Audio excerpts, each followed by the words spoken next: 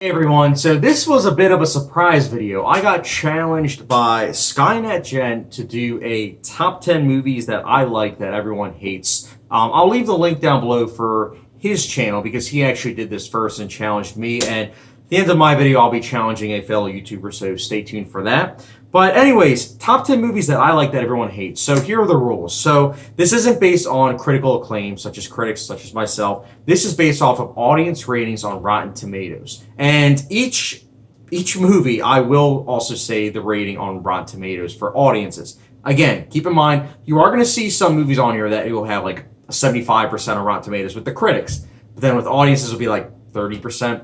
Keep that in mind. So when I say the percentage of the rating, that's for the audience. Just keep that in mind. So without further ado, let's get into it, guys. So my number 10 is a 2017 film, and that's Revenge. Revenge was a really good revenge film. It's very underrated, and most people probably haven't heard of it other than being a video-on-demand release. It had a very limited release in theaters, but it went on demand. And this is probably the goriest film I've seen. And that's not why I'm recommending it, because yes, it does make Tarantino's films look like child's play. And when I say child's play, I mean like kid-friendly. This is the type of movie that it's really good at having a feminist spin. It's really good at just building tension. And that final act is well worth the time alone. But not only that, I think that it's extremely well shot and the performances are top notch. And it really is a good film that if someone's like, I don't really like foreign films, watch this movie. This is a good starting point. So that's my number 10. And that has a 56% for audience score. I don't know why. Maybe it's because it's starring a woman. It's kind of messed up if you ask me. That's why people are rating it low. But hey, what do I know? So that's my number 10. My number 9 is The New World. Terrence Malick film. It has a 58%. And that's kind of justified because it is a Terrence Malick film. Terrence Malick films are notorious for getting low audience score ratings. Honestly, I was originally going to have The Tree of Life because I do own that on Blu-ray, but that has a 60% on Rotten Tomatoes based on audiences. So I was like, 16 above, it's not making the list. So that's why I have The New World. But The New World is such a gorgeous film. And not only that, the performances are top-notch, and you have this world building that really does a good job of making you just swoosh into this world. And I loved it. But that being said, I can understand why some people might be feeling bored because the trailers make it out to be this action film, and it's anything but that. It really is more of a philosophical film, the way a lot of Terrence Malick films are, which is why I personally was okay with that. But that's my number 9. Number 8, now this movie, some people might be surprised I like this, but I haven't done a review for this yet, but I will probably soon. And that is, my number 8 choice is The Lone Ranger 2013. This has a 51% on Rotten Tomatoes based on audiences. And I wish that more people like this. I do. I can understand why some people might not. Because some people are like, oh, it's like Pirates of the Caribbean. But honestly, I've watched this a lot more than any of the Pirates of the Caribbean movies, other than the first one. I think this movie does a great job with the narration, with Tonto's character of Johnny Depp. He is the narrator, and he's like 80 years old. And if you've ever talked to an 80-year-old person, a lot of times they're going to forget what they're saying. And when he's telling the story and everything, that happens. And I really like those little attention to details. Hans Zimmer's score is also pulse-pounding. I loved it. The action is blaring as ever, but it is so entertaining. And they use mostly practical effects, which is awesome. Lone Ranger, I think, is very, very underrated. It's not a list for underrated movies, I know, but I think that this is definitely one of the most underrated movies on my list. And having a 51% audience score, that's crazy, man. This should have a lot higher. And hopefully in the future it will gain a cult following. But that's my number 8. My number 7 is kind of funny because Skynet Gen, he actually called this movie out, but not exactly this movie. My number 7 is Alien Covenant. I didn't put Prometheus on this list because Prometheus has like a 69% for the audience score.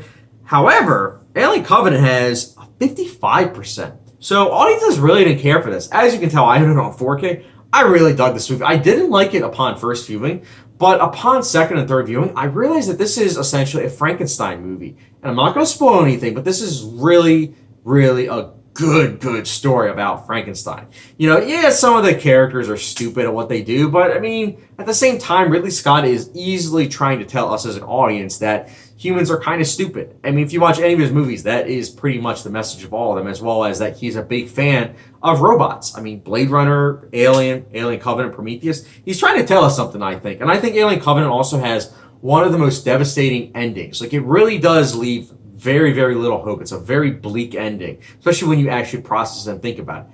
I didn't like it, Skynet Gem, but I think that this is definitely a movie worth rewatching. But for me personally, I just don't understand why it has a 55% on Rotten Tomatoes for audiences. But still my number 7. I really like it. My number 6 is also a Gore Verbinski film. Same as my number 8 ranking list. My number 6, though, is A Cure for Wellness. This has a 41% audience score. I know why. I can tell you right now. It's a strange movie. It's a strange movie, but it's not like it was an art house movie. If it was an art house movie, then it being strange would be a huge plus. This was released to mainstream audiences. This had a Super Bowl spot. That's how you know it's mainstream. So a mainstream movie that is so strange and just so ballsy at being able to hold it together at being so, yeah, it's probably not going to be well received by audiences or critics for that matter. And it wasn't, unfortunately. Even though this has some of the best cinematography of 2017, in my opinion. And not just that, it does such a great job at building atmosphere and easily can be compared to Shutter Island. But at the end of the day, I think it did take a lot of risks with what it was trying to say. And that ending, it's just so creepy. I loved it.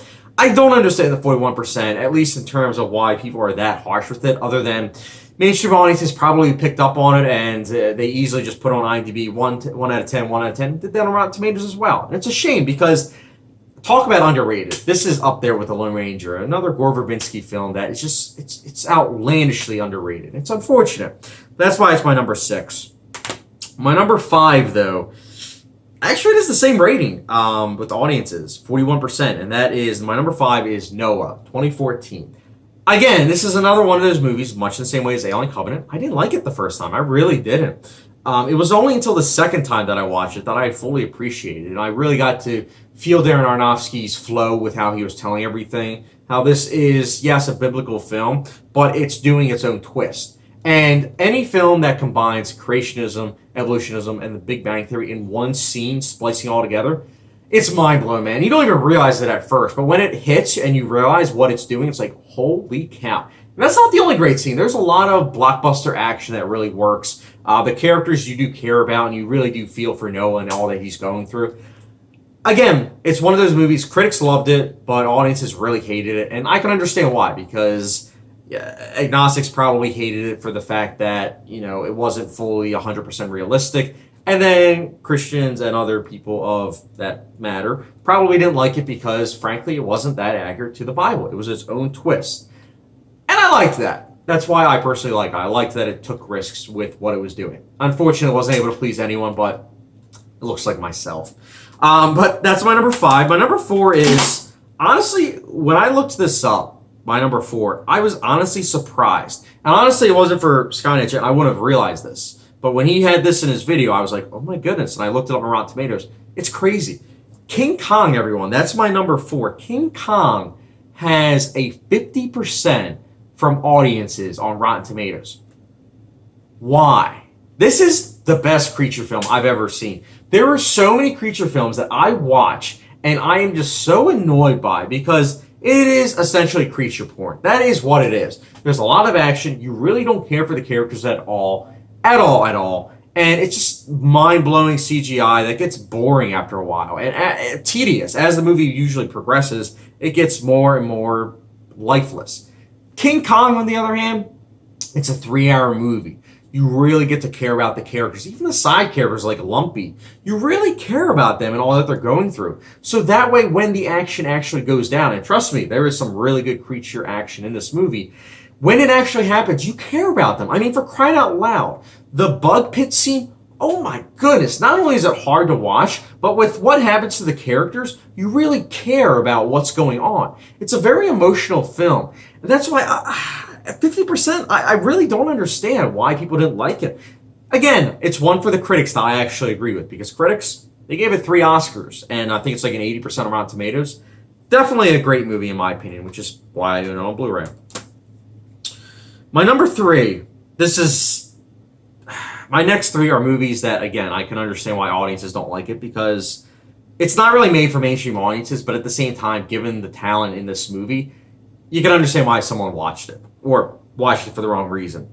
And my number 3 is Under the Skin. This had a 55% rating on Rotten Tomatoes. Now imagine, you hear a lot of talk about this movie because Scarlett Johansson goes nude.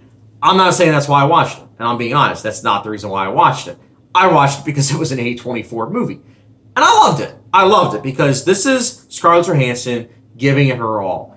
She is incredible in this movie. She is essentially wordless in her movie, but her face says everything with what's going on. This is essentially a Kubrick movie. No joke. This is a very, very good companion piece to 2001: A Space Odyssey. I'm not even lying. And it has some of the best imagery on film. That opening scene, it is haunting. That ending scene, incredible. With what they do with the music, it's just a movie I can't gush over enough. This is a movie that stumbled upon with mainstream audiences, again, hearing about Scarlett Johansson go nude, but it's an art house movie. It's not what it's actually about. It is about so much more than that. And even when she is nude, it's actual character development. So you're watching it and it's character based. So again, that's why audiences, in my opinion, weren't really pleased with this movie. That's just my take on it, at least. Me personally, I loved Under the Skin. It was a fantastic movie. One of the best A24 movies, if you ask me. And again, 55% on Rotten Tomatoes. Outlandish. But audiences scored with it, and I can agree with them on that too. Oh boy. We're coming to the last 2. So my number 2 is Mother! Exclamation mark. Mother is another Darren Aronofsky movie, much in the same way as Noah, and much in the same way as Noah, it plays with biblical and religious themes.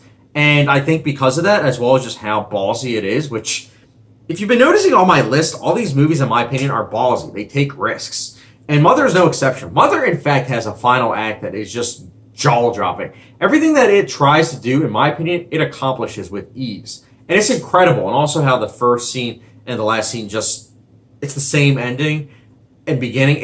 I love it. It's a storybook ending, and I absolutely love it. But again, it's not for everyone, because with what it does with that final act, you really do have to be in tune with religious and biblical themes, because if you're not, you're going to hate this ending. You're really going to hate that final act and everything it does, because the first 2 acts, it sets it up, but it's like the type of thing where you kind of have to notice the symbolism and everything, and then you'll be prepared. If you're not, you're going to hate the final act. And based on the 50%, based on audiences' reactions, they didn't like it. They really didn't. It got some Razzie nominations, which was kind of a surprise, because based on critics, it got a 70% on Rotten Tomatoes. I don't understand the hate for Mother, other than, again, it's just so ballsy and different. And that's why I love the movies, because I love movies that are able to do that, and Mother was able to do that. So, before I unveil my number 1, I'm going to do what Skynet Gent did, and that was give some honorable mentions. Some of the honorable mentions are Only God Forgives, Nicholas Winding reference film. It has a 37%, my mistake, on Rotten Tomatoes. The Oath, 2018 movie with Tiffany Haddish, that had a 38%. That movie was great too. Vice, 2018, had a 50% on Rotten Tomatoes. And recently, this year, The Dead Don't Die, 2019, 38% on Rotten Tomatoes. Crazy. It's really crazy. With all that being said, my number 1 pick, the movie that it just made it. It has a 58% on Rotten Tomatoes for audiences, but I decided to put it on it because I absolutely love this movie, and I'm hoping that this video kind of brings it to light more, and that is The Witch. Yeah, The Witch, the movie that has like a 90% with critics on Rotten Tomatoes, has a 58% based on audiences' reactions. Not enough jump scares, I guess, but this is the ultimate folktale. This is a movie that, when people talk about the Salem witch trials, or just witch trials in general, this is the movie you bring up. If you want a movie with creepy imagery, this is yet another movie. And this is another A24 movie, much in the same light as Under the Skin, that really is such a great companion piece to any Kubrick movie. Like this, I would honestly put next to The Shining, versus Under the Skin I put next to, again, 2001: Space Odyssey. And I think that people just really misunderstand this movie in terms of the everyday person, because this movie is fantastic. There isn't anything to really dislike with this, other than there's not any jump scares. It takes its time with the 90-minute screen time. But every single scene is just having so much that goes along. And the dialogue is also incredible, as well as the dialect. I mean, it's really old English, so it's hard to understand sometimes. But I think that's part of the appeal for me personally. And The Witch, I think if you're one of those moviegoers that wants a horror movie that is not your typical horror movie, that isn't jump scare based, check out The Witch. It's on Amazon Prime, I believe. But this is Fantastic movie. Easily my top 100. So that's my top 10 movies that I like that everyone hates on Rotten Tomatoes audience rating. Thank you very much, Skynet Gent, for giving me a shout out, and I'm giving it to you as well. And it was a good challenge. It was very interesting. I found personally, not to go on a rant, but it was very interesting to go and see like which movies actually had bad audience ratings. It's kind of crazy, honestly. I still can't believe these 10 movies, most of which I own, have bad audience ratings. I just never stop to think about it. I just always think about the critical ratings and how they usually have good ratings, except for The Lone Ranger, The Cure for Wellness. But oh well. But who I'm challenging. This is one of my favorite YouTubers currently on YouTube. That is Misfit Pond. Misfit Pond, I am challenging you. That's right, Carlos. You're getting challenged to top 10 movies that I like that everyone hates. Your top 10, that is. And again, look at the audience rating on Rotten Tomatoes. That's what we're going based off of. So it's going to be interesting, I know. Let me know, though, in the comment section down below for everyone else, your top 10 movies that you like that everyone else hates. Comment section down below. And if there's any other things you guys had to ask about those movies that I did a quick ranking of, comment section down below. And as always, thank you very much for watching. Don't forget the subscription, notification bell, and I'll catch you guys later.